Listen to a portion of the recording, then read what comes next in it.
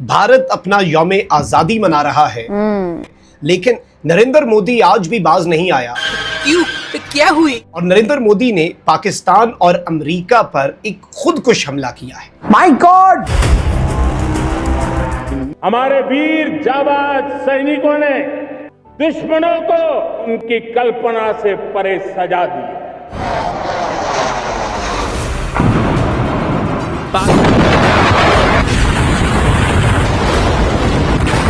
तोबा, अस्तगफार, तोबा तोबा तोबा, खुदा मुझे माफ करे। पाकिस्तान में हुई तबाही इतनी बड़ी है कि रोज नए नए खुलासे हो रहे हैं। तोबा तोबा। मैडम, आपको नहीं लगता कि मोदी साहब को इस दिन तो मोहब्बत प्यार की बात करनी चाहिए? हमें 15 अगस्त को, 14 अगस्त को एटलीस्ट कौमों को नजदीक करने की बात करनी चाहिए बजाय।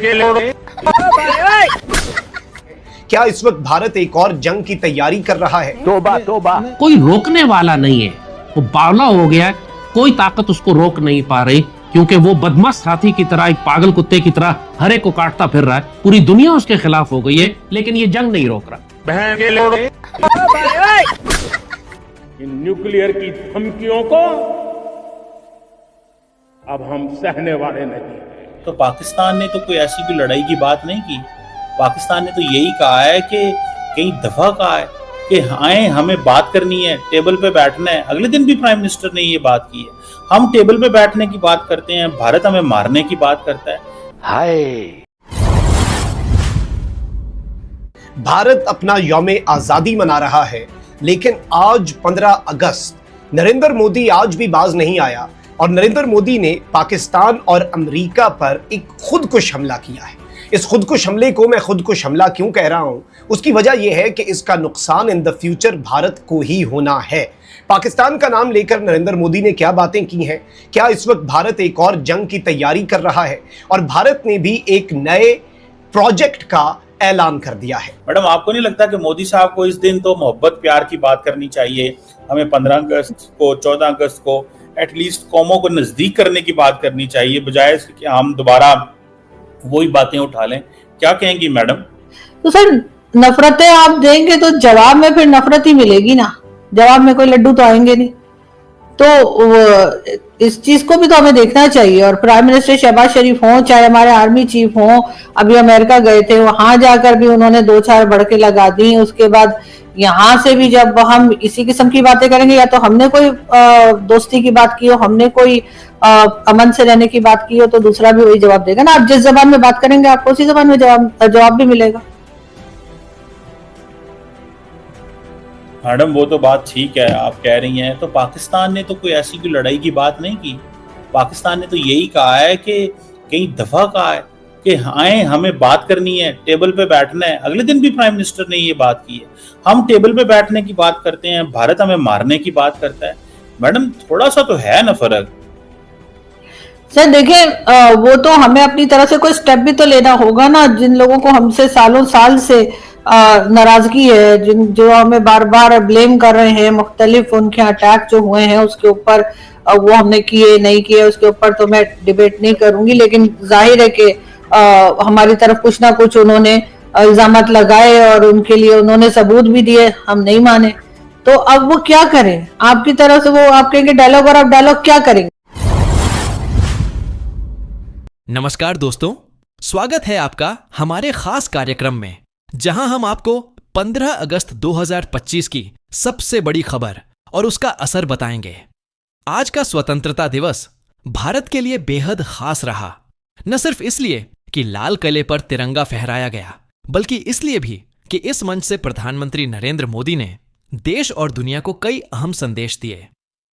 लाल किले की प्राचीर से पीएम मोदी ने साफ शब्दों में कहा, भारत आज आत्मनिर्भर है, मजबूत है और किसी भी चुनौती का सामना करने के लिए तैयार है। उनके भाषण में एक खास बात ने सबका ध्यान खींचा, हाल ही में संपन्न हुए ऑपरेशन सिंदूर की सफलता का जिक्र। उन्होंने कहा कि इस ऑपरेशन ने साबित कर दिया है कि भारत अपने नागरिकों और सीमाओं की सुरक्षा के लिए किसी भी हद तक जा सकता है। पीएम मोदी ने यह भी स्पष्ट किया कि अब भारत किसी भी तरह की परमाणु धमकी को गंभीरता से लेगा और उसका जवाब देने में संकोच नहीं करेगा। उनका कहना था, हम शांति के पक्षधर हैं, लेकिन कोई हमारी सीमाओं या संप्रभुता को चुनौती देता है तो भारत मजबूती से जवाब देगा। इसके साथ ही उन्होंने पड़ोसी देशों को एक और बड़ा संदेश दिया। पानी के मुद्दे पर भारत अपने संसाधनों का इस्तेमाल पहले अपने नागरिकों के लिए करेगा। यह बयान पाकिस्तान में चर्चा का विषय बन गया है, क्योंकि कई बार वहां से पानी साझा करने पर विवाद उठता रहा है। अंतरराष्ट्रीय मोर्चे पर भी पीएम मोदी ने अमेरिका समेत कई देशों को संकेत दिया कि भारत अपने फैसले खुद लेगा। उन्होंने कहा कि भारत की विदेश नीति स्पष्ट है, दोस्ती सबके साथ, लेकिन राष्ट्रीय हित सबसे पहले। स्वतंत्रता दिवस का माहौल पूरे देश में उत्सव जैसा रहा। दिल्ली के लाल किले से लेकर देश के हर कोने में तिरंगे की शान देखते ही बन रही थी। बच्चों से लेकर बुजुर्ग तक हर कोई देशभक्ति के रंग में रंगा हुआ था। सोशल मीडिया पर भी तिरंगे और लाल किले की तस्वीरें ट्रेंड करती रहीं। अब अगर हम पाकिस्तान की मीडिया की बात करें तो वहां इस भाषण के कई हिस्सों को अलग अलग तरह से पेश किया जा रहा है। कुछ टीवी चैनल इसे भारत की ताकत दिखाने की कोशिश बता रहे हैं, तो कुछ इसे सीधे सीधे चेतावनी के रूप में देख रहे हैं। पाकिस्तान के कई पैनलिस्ट्स टीवी डिबेट में मान रहे हैं कि भारत का रुख पहले से ज्यादा सख्त हो चुका है और आने वाले समय में दोनों देशों के रिश्ते और तनावपूर्ण हो सकते हैं। विशेषज्ञों का मानना है कि भारत का यह रुख सिर्फ पाकिस्तान ही नहीं बल्कि पूरी दुनिया के लिए एक संकेत है कि अब भारत पुरानी नीति से आगे बढ़ चुका है। अब बात सिर्फ विकास की नहीं बल्कि सुरक्षा, आत्मनिर्भरता और सम्मान की भी है। 15 अगस्त 2025 का यह दिन सिर्फ एक और स्वतंत्रता दिवस नहीं था। यह दिन था जब भारत ने एक बार फिर अपनी ताकत, अपनी नीति और अपने इरादों को दुनिया के सामने रख दिया।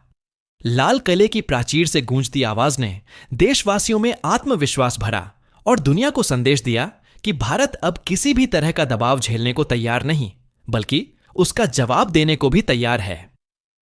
दोस्तों, आपके हिसाब से पीएम मोदी का यह भाषण पाकिस्तान और बाकी दुनिया के लिए कैसा संदेश देता है? क्या आपको लगता है कि आने वाले समय में भारत की विदेश नीति और ज्यादा सख्त हो जाएगी? अपनी राय कमेंट में जरूर बताएं।